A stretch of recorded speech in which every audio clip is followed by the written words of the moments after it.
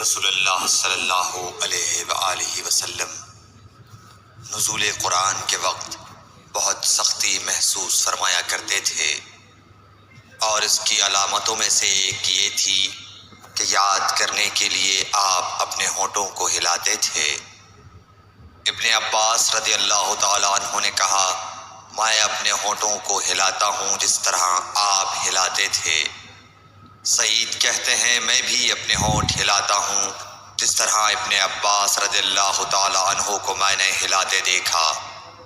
پھر انہوں نے اپنے ہونٹ ہلائے۔ ابن عباس رضی اللہ تعالیٰ عنہ نے کہا، پھر یہ آیت اتری کہ اے محمد، قرآن کو جلد جلد یاد کرنے کے لیے اپنی زبان نہ ہلاؤ، اس کا جمع کر دینا اور پڑھا دینا ہمارا ذمہ ہے۔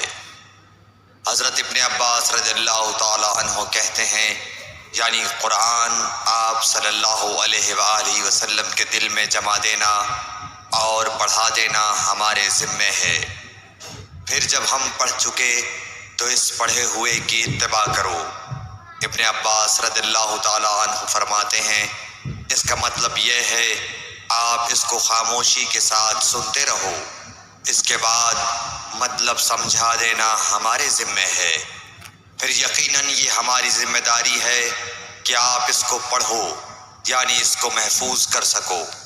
چنانچہ اس کے بعد جب آپ کے پاس حضرت جبرائیل علیہ السلام وحی لے کر آتے تو آپ توجہ سے سنتے، جب وہ چلے جاتے تو رسول اللہ صلی اللہ علیہ وسلم اس وحی کو اس طرح پڑھتے جس طرح حضرت جبرائیل علیہ السلام نے اسے پڑھا تھا۔